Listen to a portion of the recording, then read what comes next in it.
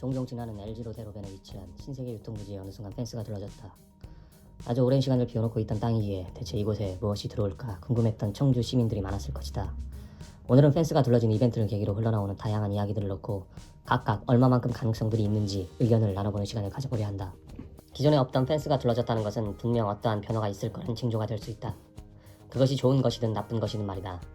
이런 시그널을 보고 가장 먼저 확인했던 것은 해당 토지의 소유주가 혹시나 변경되었는지였다. 과거 신세계 프라퍼티에서 이 용지를 매입한 지도 꽤 시간이 지났으니까 말이다. 오늘의 궁금증에는 돈을 지불했다. 등기부 등본을 열람한 바 소유주는 소유권 보존 등기가 난 2017년 주식회사 SP 청주 3호 부동산 투자에서 이 토지를 취득한 이래 아직까지 변경사항은 없었다. 그런데 신세계 프라퍼티가 아니라 왜 주식회사 SP 청주냐고? 답은 검색하면 쉽게 알 수 있다. 해당 기업정보 이미지 상단에 신세계그룹에 속해 있는 주식회사라는 것이 표시되어 있다. 업력 4년차, 설립일 2017년 10월 11일 청주 테크노폴리스 땅을 매입하기 위해 만들어진 법인 것이다. 일단 소유주가 변경되지 않은 것을 확인하였으니 다음은 신세계에서 이곳에 왜 펜스를 둘렀을까 하는 것이다. 만약 이것이 어떠한 변화를 두고 생긴 이벤트라면 그 변화의 경우의 수에 대해 생각해볼 수 있을 것이다. 오늘 이야기에서 중요한 것은 중립성이다. 지금부터는 어느 한쪽에 치우치지 않고 나올 수 있는 여러가지 경우의 수를 모두 놓고 그 가능성에 대해 최대한 객관적으로 점수를 매겨 이야기해볼 셈이다. 가장 먼저 나눌 수 있는 수는 두 가지이다. 하나는 이 유통부지에 신세계그룹의 유통시설을 올리느냐 아니면 용지를 매각하느냐이다. 프로젝트를 추진하는 핵심 부서의 고위 관계자가 아니고서는 이에 대한 답은 알 수 없다. 다만 둘의 모두의 가능성을 놓고 왜 그렇게 생각하는지에 대해서는 이야기해볼 수 있을 것 같아 지금부터는 그의해보려 한다. 애당초 신세계가 이 부지를 매입했을 때 분명 청주에 큰 유통시설을 건축하겠다는 그림을 그리고 매입했을 것이다. 그리고 뭔가 계획에 빠그라짐이나 틀어짐이 있었기 때문에 지금 이 시기까지 비싼 이자를 내가며 이 땅을 그대로 방치하고 있는 것으로 사료된다. 대체 신세계와 이마트는 무엇을 계획했을까? 어차피 신세계그룹의 유통시설이라고 하면 들어올 수 있는 것들은 많지 않다. 이 정도 부지에 지을 만한 유통시설은 크게 네 가지로 압축되기 때문이다. 각 유통시설들의 특징을 살펴보고 왜 그 시설이 들어올 것인지 그 입장에 서서 이유를 대변해보려고 한다. 이마트의 입장에서 신세계그룹의 대형마트 중 가장 작은 크기의 슈퍼마켓이다. 이마트 에브리데이 같은 SSM을 제외하고. 사실 청주 정도 규모의 도시에 이마트가 하나만 존재한다는 것은 이마트 측에도 상당히 불합리한 부분이 있다. 현재 청주는 청원 통합 후 인구 80만 달성, 면적 자체도 상당히 커진 상태이고 기존 이마트도 발전하고 있는 북부가 아닌 남부에 위치하고 있다는 것이 늘 아쉬운 대목이었다. 실제로 복대, 율량, 북명, 오창, 오송을 중심으로 커지는 청주 입장에서 이쪽 소비 수요 상당 부분을 롯데마트나 홈플러스, 지역 소형마트에 빼앗기는 상황이 좋지만 않았을 것이다. 그래도 걸어놓기만 해도 믿고 산다는 1등 슈퍼마켓, 신세계 이마트 간판인데 이쪽 소비 수요들의 그 브랜드 매력을 어필하지 못하는 것은 보는 입장에서도 참 안타까울 수밖에 없다. 실제로 비슷한 규모 도시인 전주시 역시 현재 가장 크게 개발되고 있는 에코시티에 전주 이마트 2호점을 오픈 준비 중이라고 한다. 물론 기존의 이마트와는 상권이 겹치지 않은 곳에 만들어지고 있다. 분명 요새와 같은 시기에 신규 소비 수요를 유치하는 데 힘든 부분이 있는 것은 사실이다. 하지만 그냥 둬서는 그 수요들이 롯데마트나 홈플러스로 흘러 들어갈 것이기 때문에 이 수요를 잡자는 의미에서 추가적인 이마트 유치는 분명 경쟁력이 있을 것이다. 이마트 트레이더스의 입장에서 어쩌면 가장 높은 가능성을 가지고 있는 것이 창고형 할인 매장 이마트 트레이더스가 생기는 것이다. 현재 청주의 경우 코스트코나 마켓디와 같은 창고형 할인 매장 체인이 전무한 상황이기 때문에 그 색깔이 분명한 트레이더스가 방문객을 끌어모으는데 가장 유리한 부분이 있다.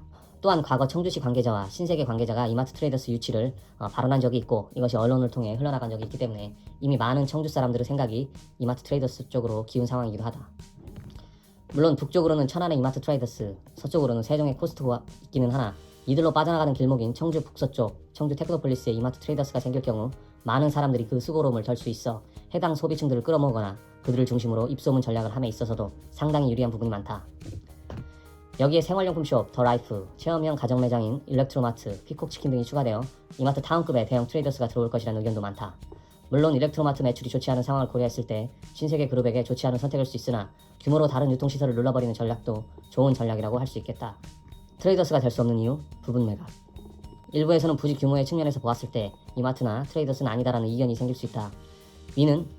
위의 이마트와 이마트 트레이더스의 경우 현재 유통부지의 면적에 비해 필요한 부지의 면적이 현저하게 작기 때문에 이 두 가지가 들어올 경우 부지 매각도 분명 함께 이루어질 것이라 생각한다.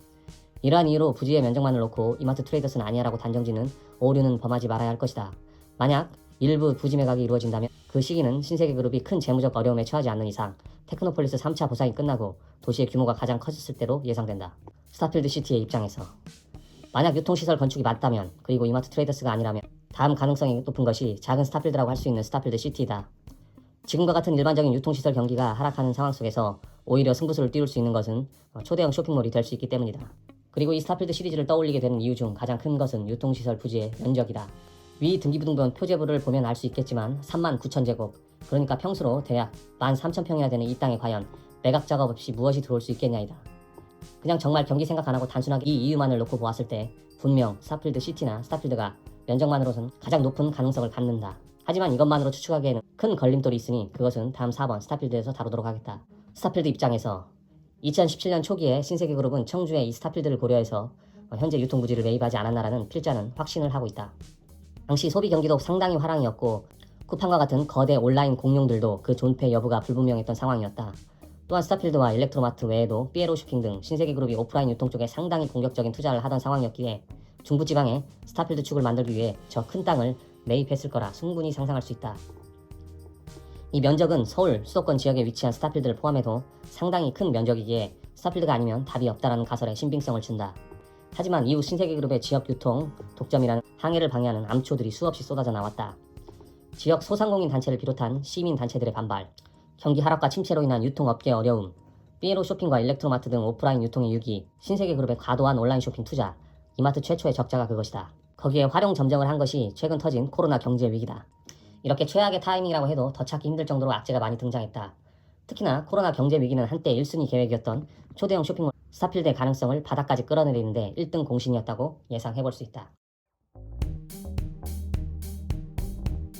진짜 스타필드가 아니고서는 분명 일부냐 전부냐의 차이지 부지 매각은 이루어질 수밖에 없다고 본다. 이 넓은 땅을 스타필드 이외의 마트나 쇼핑몰이 채울 수 있을 거라고 생각하지 않기 때문이다. 거기다가 최근 오픈한 안성의 스타필드도 청주 테크노폴리스 유통시설의 백지화 혹은 부지 매각의 가능성을 끌어올렸다. 안성에 지어진 유통시설은 스타필드 시티가 아닌 무려 오리지널 스타필드이다. 안성은 청주 북부뿐 아니라 그 규모로서 경기 남부와 충남, 충북 북부의 종합 쇼핑몰 수요를 모두 흡수하는 블랙홀이 될 것으로 예상되어 테크노폴리스 유통시설 유치에 악재일 수밖에 없다. 그리고 코로나 위기도 안성 스타필드와 엮어 시너지 악재를 낸다. 코로나 전국에서 무리하게 오픈한 안성 스타필드는 차후 오픈을 기대하고 신세계그룹의 지방 유통시설로 그 불똥이 틀 것이기 때문이다. 만약 청주가 그 후속 타자였다면 안성 스타필드가 받은 타격들을 고스란히 떠안게 될 가능성이 농후하다. 또 펜스를 둘렀다는 것은 한편으로는 매각 대상자들에게 온전한 땅을 보여주기 위함이 아닐까라는 가능성도 이야기해볼 수 있다. 이렇게 애초 테크노폴리스에 스타필드를 구상했던 계획에 미스가 있다는 것에서부터 시작해서 악재가 연속적으로 발생할 경우 테크노폴리스의 신세계 유통부지 매각 가능성을 우습게 생각해서는 안 될 수도 있다. 여기에 얼마 전 이루어진 서울 마곡의 스타필드 부지 매각 또한 또 한 번 매각 가능성을 부추기고 있다. 하지만 이것은 조금 다르게 생각해봐야 한다. 서울 마곡의 스타필드 시티 부지의 경우 최근 서울 부동산 가격의 급격한 상승으로 지금 매각하더라도 상당한 시세 차익이 발생한 부지이기 때문이다. 매각 기사를 보면 매입 당시가는 2,400억, 매각가는 8,200억이다. 시세 차익이 무려 5,700억이다. 일반적으로 기업체에서 부지를 매각할 때는 이처럼 차익이 발생한 곳을 위주로 매각한다. 그렇다면 청주 테크노폴리스의 유통부지는 어떠한가? 과연 신세계가 만족할 만한 시세 차익이 발생할 수 있을까? 이자와 같이 그간 지불의 금융 비용을 감안했을 때 얼마만큼의 차익을 남길 수 있을까? 또 초대형 유통부지를 지금과 같은 코로나 전국에 높은 가격에 매입해 유통시설을 지을 수 있는 배포 좋은 기업이 청주에 얼마나 있을까? 이런 것들을 따져보았을 때 전체 부지 매각은 쉽게 결정할 수 없을 것이라 보이기도 한다.